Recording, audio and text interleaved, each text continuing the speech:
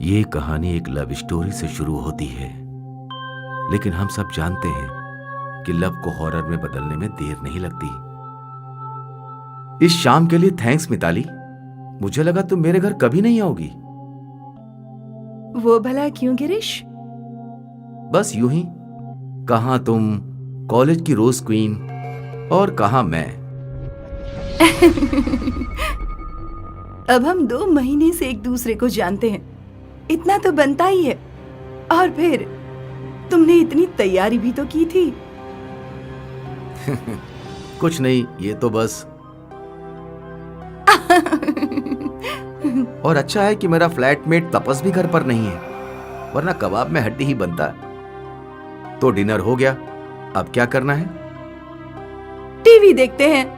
हाँ, सोफे पे बैठकर एक साथ।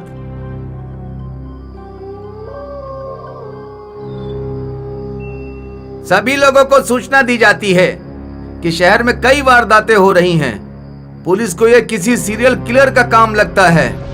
नागरिकों को सचेत किया जाता है कि कोई भी संदेशपद व्यक्ति दिखने पर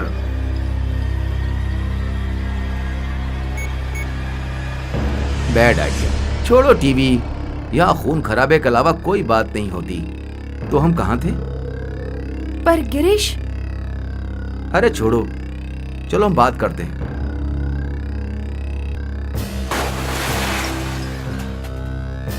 वो आवाज सुनी तुमने? कौन सी आवाज? कुछ नहीं है यहाँ पर। नहीं गिरीश, सुनो।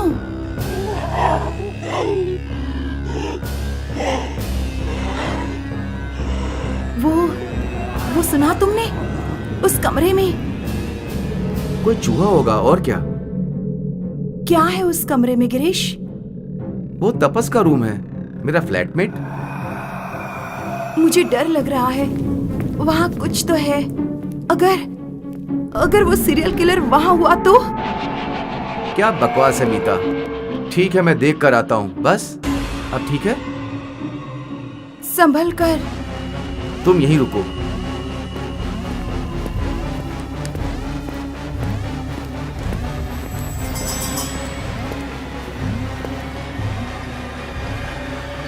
क्या हुआ गिरीश? शायद इलेक्ट्रिसिटी चली गई। तुम डरो मत, वहीं रुको। सारे मूड का सत्यानाश हो गया। अब इस लाइट को भी इसी वक्त जाना था।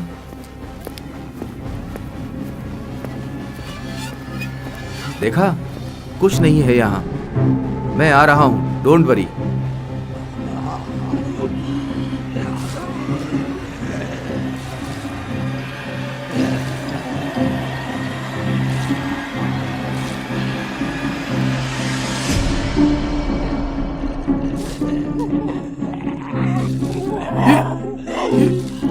ये तो खून है।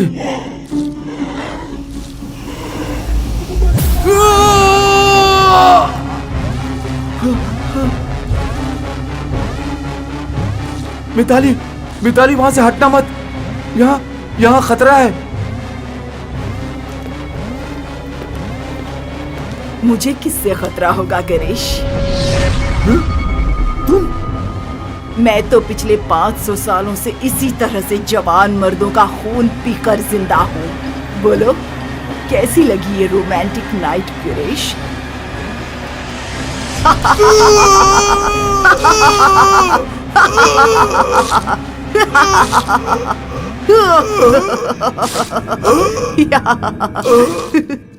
ये कहानी है मननगढ़ के हवेली की। ये हवेली जो दिन में खंडर दिखती है, वो रात को अपने आप जिंदा हो जाती है। कोई भी गांव वाला इस हवेली के आसपास भी नहीं घूमता, क्योंकि इस हवेली से कोई जिंदा वापस लौटा ही नहीं। गांव वाले बूढ़े भीकू की कहानी सुनाते हैं। भीकू एक रात इस हवेली के पास से गुजर रहा था। वो हवेली के चकाचौंध देखकर हवेली के भीतर चला गया, जो आज तक नहीं लौटा। ये वर्मा परिवार है। गाड़ी चलाते ब्रिजेश वर्मा, बाजू में बैठी उनकी पत्नी नेहा वर्मा और पीछे की सीट पर बैठे बुजुर्ग शांति वर्मा और नरेश वर्मा। बेटा, और कितनी दूर है तेरा ससुराल? माँ, अब तक तो पहुंच जाना चाहिए था।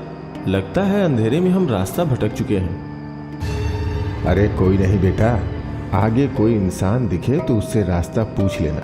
जी पापा। ब्रिजेश गाड़ी चलाता रहा। यहाँ तो कोई नहीं दिख रहा। माँ, मुझे आगे एक हवेली दिख रही है, वहां पहुंच सकते हैं। ठीक है, चलो वहीं जाते हैं। ब्रिजेश की गाड़ी हवेली के गेट में घुसते ही अजीबोगरीब आवाजें आना शुरू हो जाता है। लोमड़ी चिल्लाने लगी, चमगादड़ उड़ने लगे और एक उल्लू टुकुर टुकुर गाड़ी की ओर देखने लगा। ये हवेली तो बहुत डरावनी है। ये हवेली जंगल के बीचों बीच है। जंगली जानवर तो रहेंगे ही ना आसपास। बेटा, तू रास्ता पूछ के आ। ठीक है माँ। जैसे ही ब्रिजेश हवेली का दरवाजा खटखटाने वाला था, वो दरवाजा खुल गया और भीतर से एक अधेड़ उम्र का आदमी बाहर आया। हम जंगल में रास्ता भटक गए हैं। क्या आप हमें बता सकते हैं मनगांव कैसे पहुंचे? तुम बहुत दूर आ गए हो।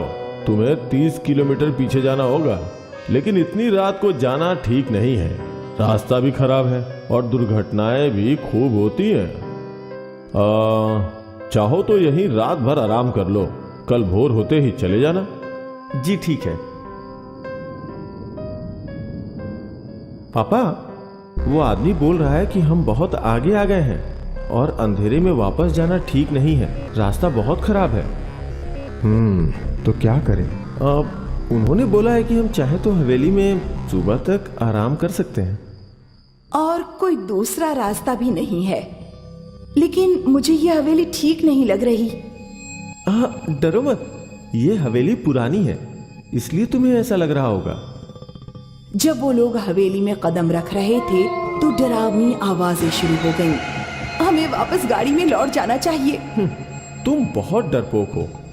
आप यहाँ हॉल में आराम कीजिए, खाना लग चुका है और किसी चीज की जरूरत पड़े तो मुझे आवाज दे देना।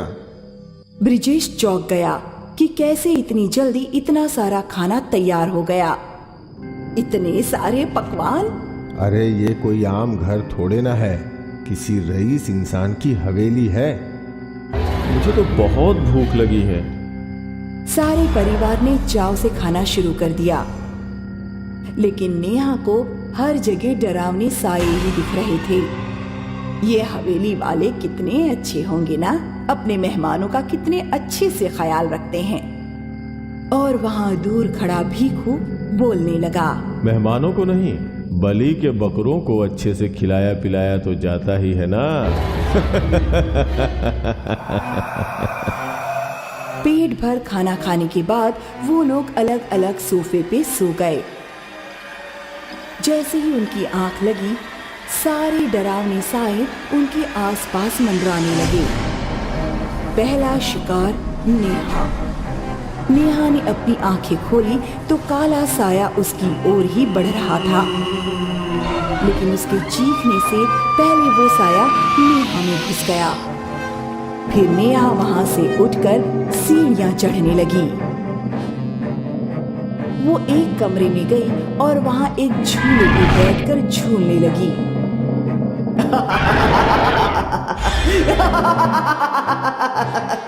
नेहा की हंसने की आवाज सुनकर ब्रिजेश उठ गया। ये अचानक नेहा इतनी जोर जोर से क्यों हंस रही है? वो भी सीढ़ियां चढ़ने लगा, लेकिन उसकी सीढ़ियां खत्म हो ही नहीं रही थीं। ये क्या हो रहा है? ब्रिजेश ने पीछे मुड़कर देखा तो उसके माँ पापा वहां नहीं थे। माँ, पापा, कहाँ गए सब? ब्रिजेश सीढ़ियां चढ़ता रहा, पर वो ऊपर नहीं पहुंच पा रहा था। ब्रिजेश की माँ आज भी वैसा ही दिखता है जैसा ये गांव 100 साल पहले था। ये हमारी जागीर है, भला इसे कौन बदल सकता है? वो देखो, वो गांव वालों की बस्ती। वो लोग तो और दूर चले गए। हमारा खौफ इन गांव वालों के दिलों में है। लेकिन ये वर्मा परिवार बिना हमारी इजाजत के हमारे घर में घुस गया। इसकी सजा तो इन्हें मिलेगी ही। ऐसा बोलकर शांति हवेली की छत से कूद गई।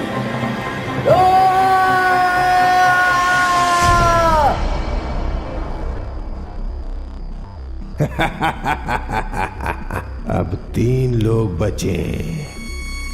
ब्रिजेश अब भी सीढ़ियां चढ़ने की कोशिश कर रहा था। नरेश वहां आया और चलती हुई सीढ़ियां रुक गईं। पापा पापा, माँ कहाँ है? वो तो चली गई। चली गई? पर कहाँ? जहां उसे जाना चाहिए था। ये क्या बोल रहे हैं पापा? मुझे कुछ समझ में नहीं आ रहा है। अब तू भी उसी के पास जाएगा। नरेश ने ब्रिजेश को हवा में उठा दिया, फिर उसे दीवार पर पटक दिया। पापा, पापा, मैं आपका बेटा हूँ पापा। लेकिन मैं तेरा पापा नहीं हूँ। ऐसा बोल के उसे हवा में उठाकर उसकी रीढ़ की हड्डी तोड़ दी। फिर वो उस कमरे में गया जहां नेहा झूले पे बैठी थी। पापा, ये देखो, मैं अपने झूले पे बैठी हूँ। हाँ हाँ, मेरी प्यारी गुड़िया के लिए ही तो ये झूला बनवाया था। लेकिन कोई मुझे यहाँ नहीं बैठने देता। अब से तुझे कोई कुछ नहीं बोलेगी। तू हर रात इसी झूले पे झूलना। ठीक है पापा। नरेश के अंदर के भूत ने नेहा का माथा चूमा और कमरे के बाहर चला गया। फिर वो हॉल में रखी तलवारों के पास गया, मयान से एक तलवार निकाली और जोर जोर से हंसने लगा। मयान से तलवार एक बार निकल जाए तो उसका रक्त अभिषेक होना ही चाहिए। वहाँ कमरे में नेहा एक छोटी बच्ची की तरह झूले पे झूल रही थी और यहाँ उसका पूरा परिवार मर चुका था। ये डरावनी रात भी बीत गई और सूरज उगा। एक बार फिर हवेली खंडर बन गई और नेहा एक कोने में बैठकर अपनी गुड़िया के साथ खेल रही थी। ये औरत कौन है? अरे ये छोटी बच्ची की तरह क्यों खेल रही है? रुको, मैं पूछती हूँ। बहन, तुम यहाँ क्या कर रही हो?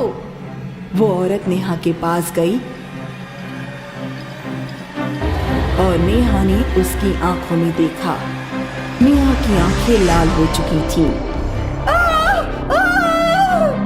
सारे गांव वाले डर के गायब हो गए और नेहा वहीं पे गुड़िया के साथ खेलती रही। हर रात को हवेली वापस जिंदा होती थी। नेहा अपने माँ पापा के साथ रहती थी और हर सुबह वो खंडर बन जाती थी।